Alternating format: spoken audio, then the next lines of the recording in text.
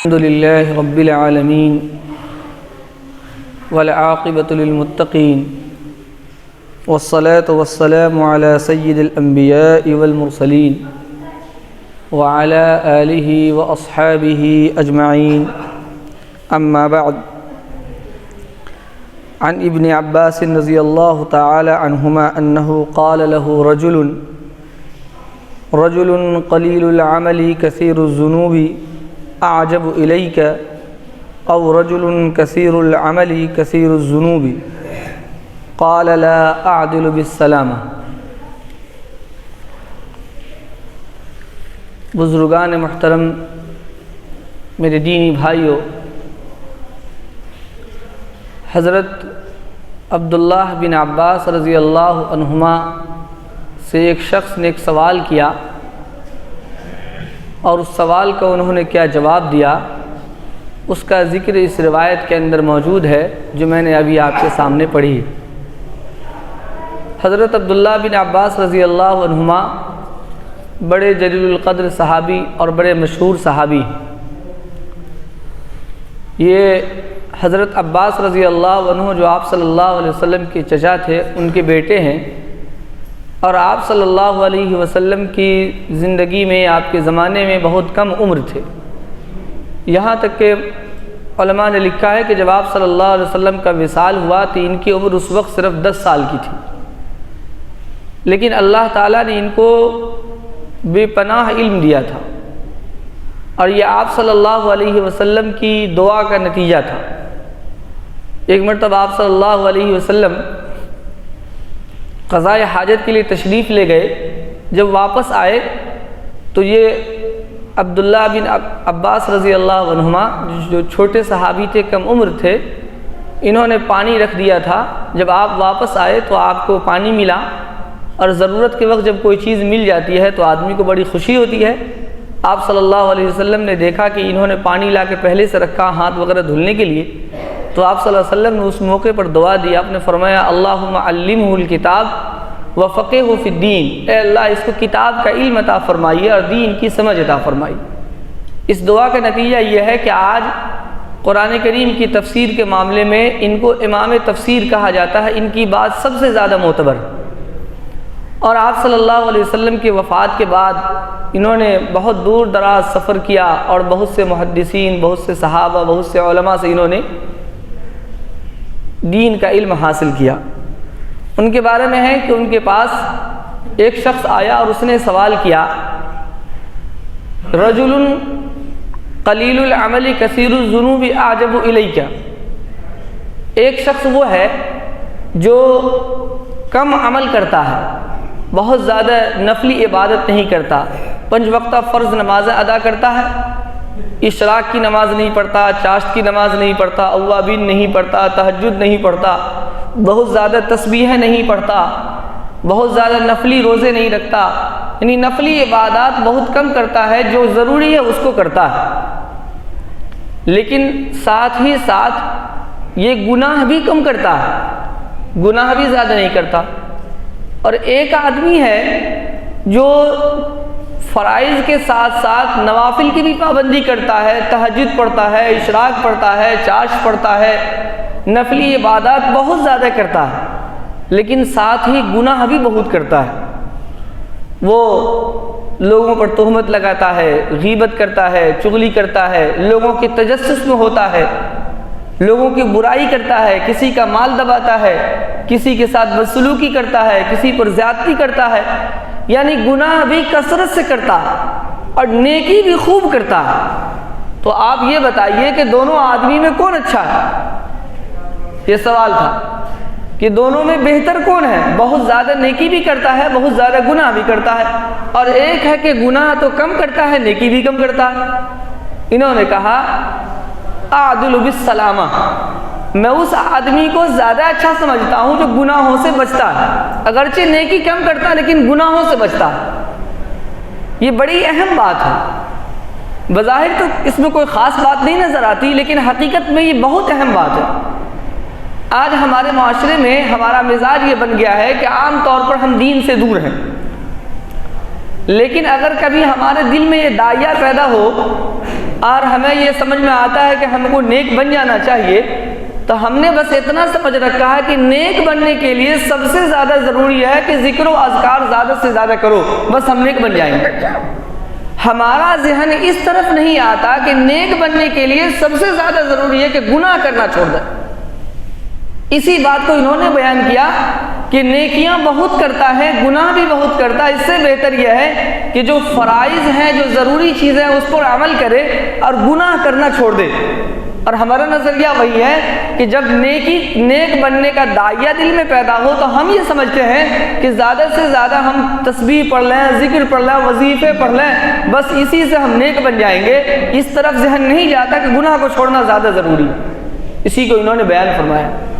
حضرت تھانوی رحمۃ اللہ علیہ کے پاس جب کوئی آدمی اپنی اصلاح کے لیے آتا تو حضرت تھانوی رحمۃ اللہ علیہ ان کو کوئی تسبیح نہیں بتاتے، کوئی وظیفہ نہیں بتاتے، بہت زیادہ ذکر و اذکار کی تلقین نہیں کرتے، لیکن حضرت تھانوی رحمۃ اللہ علیہ اسے یہ ضرور بتاتے تھے کہ فوری طور پر تم توبہ کرو پچھلے تمام گناہوں سے، اور آئندہ کے لیے اس بات کا عزم کرو کہ آئندہ گناہ نہیں کروں گا، چاہے چھوٹا سے چھوٹا گناہ ہو یا بڑا سے بڑا گناہ ہو، کسی گناہ کو نہیں کروں گا۔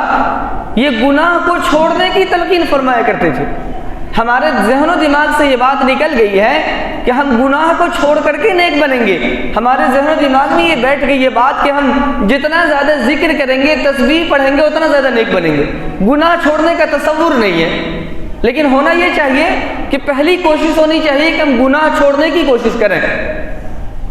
اس کی مثال ایسے ہی علماء نے لکھا ہے کہ جیسے ایک آدمی ٹونک پیتا ہے، اب ٹونک تو طاقت کے لیے ہے نا، انسان ٹونک پیے تو اس کے جسم میں طاقت آئے گی۔ نفلی عبادات یہ ٹونک کی طرح، اب گناہ یہ زہر کی طرح۔ ایک آدمی ٹونک بھی پیے جا رہا ہے، خوب زہریلی چیزیں بھی پیے جا رہا ہے، تو وہ آدمی صحت یاب نہیں ہو سکتا۔ ٹونک ضرور انسان کے جسم کو فائدہ پہنچائے گا، لیکن وہ زہر کی وجہ سے اس ٹونک کا اثر بھی ختم ہو جائے گا۔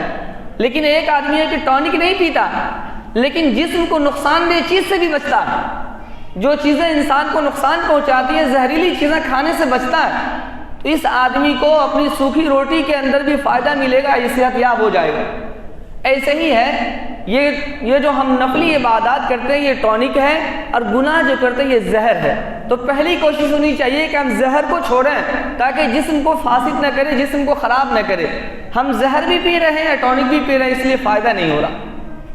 تو فرمایا کہ سب سے پہلے انسان کو اپنے گناہوں کو چھوڑنے کی فکر ہونی چاہیے، چاہے چھوٹا گناہ ہو یا برا گناہ ہو۔ قرآن کریم میں اللہ نے فرمایا وَذَرُوا ظَاهِرَ الْإِثْمِ وَبَاطِنَهُ، ظاہری گناہ کو بھی اور باطنی گناہ کو بھی انسان چھوڑنے کی کوشش کرے، چھوٹے چھوٹے گناہوں کو بھی چھوڑے۔ ایک صاحب نے حضرت تھانوی رحمۃ اللہ علیہ سے سوال کیا تھا کہ حضرت یہ بتائیے کہ یہ گناہ کبیرہ ہے یا گناہ صغیرہ ہے؟ حضرت تھانوی رحمۃ اللہ علیہ نے فرمایا کہ جب تم کپڑے کے صندوق میں آگ ڈالنا چاہو تو کیا کسی سے پوچھو گے کہ یہ چنگاڑی ہے یا شعلہ ہے؟ چنگاڑی ڈالو، وہ چنگاڑی بھی کپڑے کے صندوق کو جلا کر کے خاکستر کر دے گی، اور شعلہ ڈالو تو شعلے بھی خاکستر کر دے گی۔ کام دونوں کا ایک ہی ہے، ایک کا جسم چھوٹا ہے، ایک کا جسم بڑا ہے، بس اتنا ہی فرق ہے۔ تو گناہ چاہے چھوٹا ہو یا بڑا ہو، گناہ ہوتا ہے، اس لیے ہر گناہ کو چھوڑنے کی کوشش کرنی چاہیے۔ کوئی بھی عقل مند آدمی چھوٹی سی چنگاڑی کو اپنے گھر میں کہیں پڑا نہیں چھوڑتا، اپنے کپڑوں کے ساتھ، اپنے کتابوں کے ساتھ، جلنے والی چیزوں کے ساتھ چھوٹی چنگاڑی کو نہیں چھوڑتا کہ بعد میں چل کر کے یہی ایک شعلہ کی شکل اختیار کر لے گی اور اس کے بعد پورے کو خاکستر کر دے گی۔ یہ عقل مندی کی بات ہے۔ اسی طرح انسان کو اپنے گناہوں پر بھی نظر رکھنی چاہیے کہ چھوٹا ہو یا بڑا ہو، ہر ایک کو چھوڑنے کی کوشش کرنی چاہیے۔ انسان جب گناہ دنیا میں کرتا ہے تو اس کے کیا اثرات ہوتے ہیں؟ گناہ کے بہت سے نقصانات ہیں، چند نقصانات کو بیان کر کے اپنی بات مکمل کروں گا۔ یہ جو ہم گناہ کرتے ہیں نا، اس گناہ کا سب سے پہلا نقصان یہ ہے کہ انسان جب گناہ کا عادی ہو جاتا ہے تو وہ احسان فراموش ہو جاتا ہے۔ گناہ کسے کہتے ہیں؟ گناہ کا مطلب ہے نافرمانی۔ بیٹا اپنے باپ کی نافرمانی کرتا ہے، باپ کہتا ہے کہ یہ کام کرو اور بیٹا اس کام کو نہیں کرتا، یہی تو نافرمانی۔ آپ کا حاکم کسی چیز کا حکم دے کہ اس کام کو ایسے کرو اور آپ نہیں کرتے ہیں تو یہ اس حاکم کی نافرمانی۔ ہم دنیا میں کسی کی بات کو نہیں مانتے ہیں تو اس کو نافرمانی کہا جاتا ہے۔ اللہ کی بات کو اور رسول اللہ صلی اللہ علیہ وسلم کی باتوں کو نہیں مانتے ہیں، اسی کو گناہ کہا جاتا ہے۔ تو گناہ نافرمانی کا نام ہے، اور جب کوئی آدمی کسی پر احسان کرتا ہے تو سامنے والے کے دل میں بات آتی ہے کہ بھائی اس نے احسان کیا ہے، اس کی نافرمانی کرنا اچھی بات نہیں ہے۔ لیکن آپ اگر غور کریں تو دنیا میں کوئی انسان چاہے ہمارے اوپر کتنا بھی احسان کر دے، اللہ تعالیٰ سے زیادہ احسان کسی نے نہیں کیا۔ ہمارے جسم پر، ہمارے روح پر ہر وقت اللہ تعالیٰ کی نعمتوں کی بارش ہو رہی ہے، ہر لمحہ اللہ تعالیٰ کی ہزاروں نعمتوں سے ہم فائدہ اٹھا رہے ہیں، اور پھر بھی اللہ تعالیٰ کہتے ہیں کہ یہ کام کرو اور ہم نہیں کریں، اس کا مطلب ہے کہ ہم احسان فراموش ہیں۔ اللہ کے اتنے احسانات کے باوجود اگر اللہ کی باتوں کو نہیں مانتے، نبی اکرم صلی اللہ علیہ وسلم کے ہزاروں احسانات کے باوجود اگر آپ کی باتوں کو نہیں مانتے، تو اس کا مطلب ہے کہ ہم احسان فراموش ہیں۔ تو گناہ کا سب سے پہلا نقصان یہ ہے کہ انسان احسان فراموش ہو جاتا ہے۔ جو آدمی صحیح العقل ہوتا ہے، جو آدمی صحیح سوچ سمجھ رکھنے والا ہوتا ہے، وہ کبھی بھی احسان فراموشی نہیں کرتا۔ دوسری خرابی یہ ہے کہ جب آدمی گناہ کرتا ہے تو اس کے دل پر زنگ لگ جاتا ہے۔ حدیث شریف میں اس کا بیان آتا ہے، آپ صلی اللہ علیہ وسلم نے ارشاد فرمایا کہ جب کوئی بندہ کوئی گناہ کرتا ہے تو اس کے دل پر ایک سیاہ نقطہ لگ جاتا ہے۔ جب آدمی اس گناہ کو کرتا رہتا ہے تو دھیرے دھیرے دل پر سیاہ نقطے لگتے پورا دل سیاہ ہو جاتا ہے اور پورے دل پر زنگ لگ جاتا ہے۔ پھر اس کو صحیح اور غلط کی سمجھ نہیں ہوتی، اس کو کسی کی بات اس کے دل پر اثر نہیں کرتی، دل پر زنگ لگ گیا۔ لیکن اگر توبہ کر لیتا ہے تو وہ دھلتا جاتا ہے یہاں تک کہ دل صاف ہو جاتا ہے۔ تو گناہ کی دوسری خرابی ہے دلوں پر زنگ کا لگ جانا۔ تیسری خرابی ہے دل کے اندر ظلمت اور تاریکی کا آ جانا۔ انسان جب زیادہ گناہ نہیں کیے رہتا ہے تو آپ اندازہ لگائیں گے کہ سب سے پہلے اگر آپ نماز پڑھ رہے تھے اور اچانک آپ نے نماز چھوڑ دیا، تو جب نماز کا وقت ہوگا اور اذان ہوگی تو آپ کے دل میں بات آئے گی کہ نہیں، غلط کر رہا ہوں، نماز پڑھنے جانا چاہیے۔ یہ دل انسان کا کہتا ہے کہ نہیں، غلط کر رہے ہو، نماز پڑھو۔ اگر انسان کوئی برائی کرتا ہے تو اس کا دل کہتا ہے کہ نہیں، یہ کام برا ہے، یہ ناانصافی ہے، یہ ظلم ہے، یہ زیادتی ہے۔ لیکن اگر آپ کرتے رہیں تو ایک وقت آتا ہے کہ دل بھی مان جاتا ہے کہ چلو اب جو کرتا ہے کرتے رہو۔ یہ دل کے اندر تاریکی کا آ جانا ہے، ظلمت کا آ جانا ہے۔ حضرت مولانا یعقوب صاحب نانوتوی رحمۃ اللہ علیہ دارالعلوم دیوبند کے صدر مدرس تھے۔ ان کے بارے میں آتا ہے کہ ایک آدمی کے یہاں دعوت میں گئے، وہاں حرام کا لقمہ ان کے پیٹ میں چلا گیا۔ فرماتے ہیں کہ غلطی سے حرام کا لقمہ پیٹ میں چلا گیا، 2 مہینے تک اس کا اثر رہا، اور یہ اثر رہا کہ فرماتے ہیں کہ 2 مہینے تک دل میں آتا تھا کہ یہ گناہ کر لوں، وہ گناہ کر لوں۔ اس ایک حرام لقمے کا نتیجہ یہ ہوا۔ تو انسان جب کوئی گناہ کرتا ہے تو اس کے دل کے اندر تاریکی آ جاتی ہے اور گناہوں کی کراہیت ختم ہو جاتی ہے، انسان گناہ کو صحیح سمجھنے لگتا ہے۔ یہ تیسرا نقصان ہے۔ اور چوتھا نقصان یہ ہے کہ انسان کی عقل خراب ہو جاتی ہے۔ جب آدمی گناہ کا عادی ہو جاتا ہے تو انسان کی عقل خراب ہو جاتی ہے۔ جیسے شیطان ہے، ابلیس ہے، دنیا کا سب سے پہلا گناہ گار تو ابلیس ہے۔ دنیا میں گناہ کو ایجاد کرنے والا ابلیس ہے۔ جب اس کائنات کو اللہ تعالیٰ نے بنایا، حضرت آدم علیہ السلام کو بنایا اور ابلیس کو جب حکم دیا کہ سجدہ کرو، تو سب سے پہلا منکر، سب سے پہلا انکار کرنے والا، کفر کرنے والا، سب سے پہلا گناہ کرنے والا وہ ابلیس ہے۔ اسی نے بنیاد ڈالی ہے دنیا میں۔ اس نے انکار کیا کہ ہم سجدہ نہیں کریں گے، اور اس نے دلیل کیا دی کہ آپ نے ان کو مٹی سے بنایا ہے، مجھے آگ سے بنایا، اور آگ مٹی سے افضل ہے، تو آگ کیسے مٹی کو سجدہ کرے؟ یہ دیکھیے، یہ عقل سے اس نے جواب دیا، اور یہ عقل کے خراب ہونے کی علامت ہے۔ وجہ یہ ہے کہ اللہ تعالیٰ آگ کے پیدا کرنے والے بھی ہیں، مٹی کے پیدا کرنے والے بھی ہیں۔ اللہ چاہے تو آگ کو حکم دے دے مٹی کو سجدہ کرو، مٹی کو حکم دے دے آگ کو سجدہ کرو، کوئی مسئلہ نہیں تھا، اللہ کا حکم ماننا تھا۔ لیکن اس ابلیس نے تعویل کی کہ نہیں، ہم آگ سے بنے ہیں، ہم بہتر ہیں، وہ مٹی سے بنے ہیں، وہ بہتر نہیں ہے ہم سے، اس لیے ہم ان کو سجدہ نہیں کریں گے۔ یہ گناہ کی وجہ سے انسان کی عقل الٹ جاتی ہے، یہ عقل کے الٹنے کی بات ہے۔ جب کوئی انسان گناہ کرتا ہے تو اسی طریقے کی تعویل انسان کرتا ہے۔ ابلیس کے بارے میں آتا ہے، پتہ نہیں یہ واقعہ روایت کے اعتبار سے، سند کے اعتبار سے اس کی کیا حیثیت نہیں بتا سکتا، لیکن بہرحال بہت عبرت کی بات ہے۔ حضرت موسیٰ علیہ السلام اللہ تعالیٰ سے گفتگو کے لیے جا رہے تھے پہاڑ پر، ابلیس سے ملاقات ہوئی۔ ابلیس نے کہا کہ آپ جا رہے ہیں تو آپ ایسا کیجئے کہ میرا بھی ایک کام کر دیجئے گا۔ کہا کیا کام ہے؟ کہا کہ اللہ تعالیٰ نے ہمیں آسمان سے اتار دیا اور مجھ پر لعنت بھیج دی، میں تو توبہ بھی نہیں کر سکا، آپ اللہ تعالیٰ سے میری درخواست دے دیجئے گا کہ اللہ تعالیٰ مجھے معاف کر دے، میں معافی چاہتا ہوں۔ موسیٰ علیہ السلام نے کہا کوئی بات نہیں، کر دوں گا۔ جب موسیٰ علیہ السلام اللہ سے گفتگو کے لیے گئے اور گفتگو کر کے واپس آ رہے تھے، یہ بھول گئے، اللہ تعالیٰ نے یاد دلایا کہ موسیٰ کسی نے تم سے کچھ کہا تھا؟ پھر موسیٰ علیہ السلام کو بات یاد آئی، موسیٰ علیہ السلام نے کہا اے اللہ ابلیس نے ایسے ایسے کہا تھا۔ اللہ تعالیٰ نے کہا کہ ٹھیک ہے کوئی بات نہیں، ہم اسے معاف کر دیں گے، بس بات اتنی سی ہے کہ حضرت آدم علیہ السلام کو اس نے سجدہ کرنے سے انکار کیا تھا، اب ہم آدم علیہ السلام تو رہے نہیں، وہ تو مر چکے ہیں، تو ان کی قبر کو جا کر کے وہ سجدہ کر لیں تو ہم اسے معاف کر دیں گے۔ موسیٰ علیہ السلام نے کہا یہ تو بڑی بات نہیں ہے، ہو جائے گا۔ ابلیس کے پاس آئے اور ابلیس سے ملاقات ہوئی تو ابلیس نے پوچھا، موسیٰ علیہ السلام نے کہا بھائی اللہ تعالیٰ نے کہا ہے کہ آدم علیہ السلام کو سجدہ کرنے سے انکار کیا تھا تو ہم نے اس کو دنیا میں بھیج دیا، اس پر لعنت بھیج دی، اب آدم علیہ السلام تو رہے نہیں، ان کی قبر کو جا کر کے سجدہ کر لے، میں اس کو معاف کر دوں گا۔ ابلیس نے کہا واہ بھائی، زندہ کو تو سجدہ نہیں کیا اور مردہ کو سجدہ کرنے جاؤں، یہ کیسے ہو سکتا؟ یہ عقل کے الٹنے کی دلیل۔ اس وقت بھی اللہ کا حکم تھا کہ سجدہ کرو تو کر دینا چاہیے، ابھی بھی اللہ کا حکم ہے سجدہ کرو تو کر دینا چاہیے، ماننے کا یہی مطلب تو ہوتا ہے، لیکن نہیں، اس نے پھر تعویل کی کہ نہیں، جب زندہ کو سجدہ نہیں کیا تو مردہ کو کیوں سجدہ کرو؟ یہاں رک کر کے ایک بات اور سمجھیے کہ اللہ تعالیٰ کا حکم جب ہو جائے کرنے کا تو کرنا تو چاہیے، یہ اس میں تو کوئی مذائقہ نہیں تھا، اللہ کا حکم ہے سجدہ کرو تو سجدہ کر دینا چاہیے۔ لیکن ابلیس کو بھی یہ بات کم سے کم سمجھ میں آئی کہ زندوں کو سجدہ نہیں تو مردوں کو کیا سجدہ، لیکن ہم کو سمجھ میں نہیں آتا کہ ہم زندوں کو سجدہ تو چھوڑیے مردوں کو سجدہ لا کے کرتے۔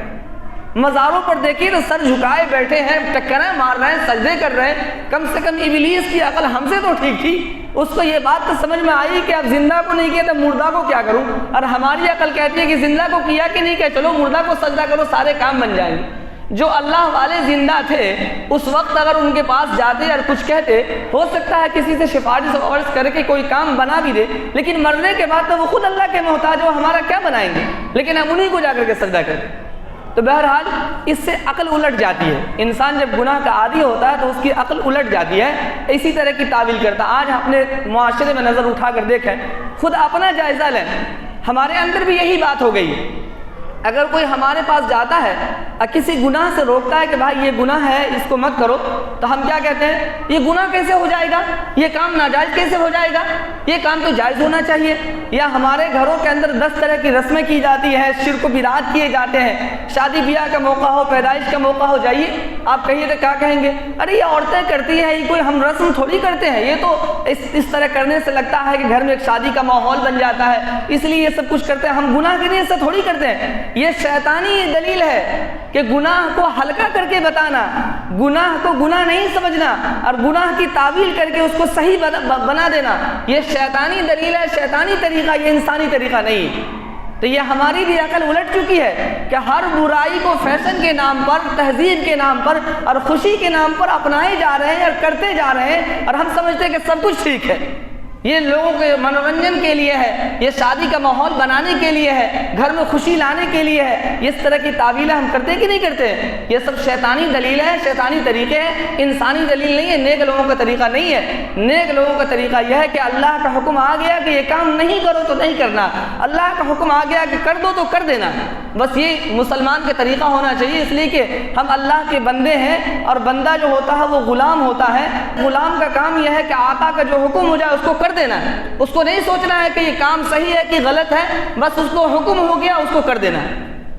محمود غزنوی ایک بہت بڑے بادشاہ گزرے ہیں، محمود غزنوی کا ایک غلام تھا جس کا نام تھا ایاز، ان کے دربار میں بہت سے لوگ تھے، بہت سے لوگوں کو اس بات سے حسد تھی اور اس بات سے وہ جلتے تھے کہ یہ ایاز بہت محبوب کیوں ہے محمود غزنوی کا، محمود غزنوی اس کو بہت چاہتے تھے، لوگوں میں آپس میں گفتگو ہوتی تھی، لوگ کہتے تھے کہ اس کو بہت چاہتے ہیں۔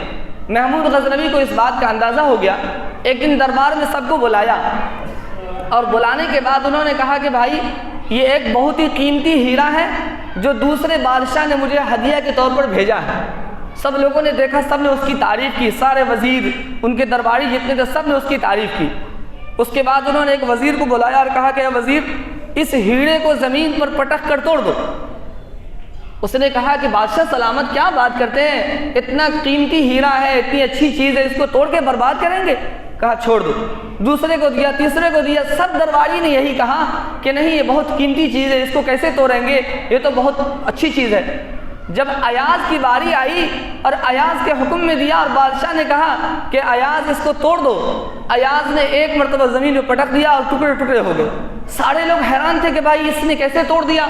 بادشاہ نے ایاز کو بلایا اور کہا کہ ایاز تم نے اس ہیرو کو کیوں توڑ دیا؟ اس نے کہا حضور معاف کر دیجئے، غلطی ہو گئی۔ نہیں، کہا بتاؤ وجہ کیا ہے، تم نے اس کو توڑا کیوں؟ اتنے سارے درباریوں نے توڑا نہیں، کیا یہ سب بیوقوف تھے؟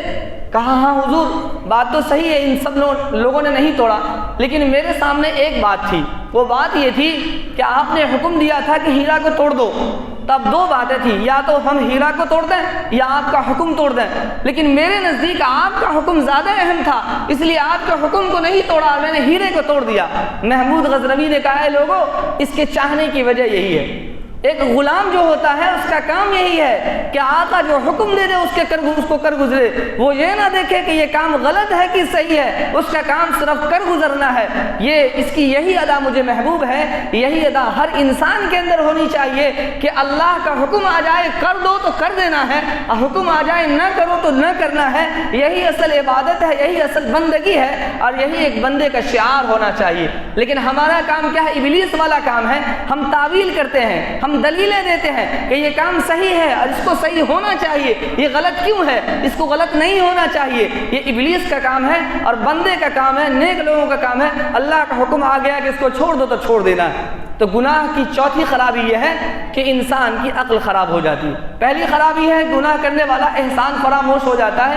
دوسری خرابی یہ ہے کہ گناہ کرنے والے کے دل پہ زنگ لگ جاتا ہے۔ تیسری خرابی یہ ہے کہ انسان جب گناہ کا عادی ہو جاتا ہے تو اس کا دل غلط اور صحیح کے فیصلہ کرنا چھوڑ دیتا ہے۔ اور چوتھی خرابی یہ ہے کہ انسان کی عقل الٹ جاتی ہے۔ اللہ تبارک و تعالی ہم سب کو گناہوں سے بچنے کی توفیق عطا فرمائے۔ وآخر دعوانا الحمدللہ رب العالمین۔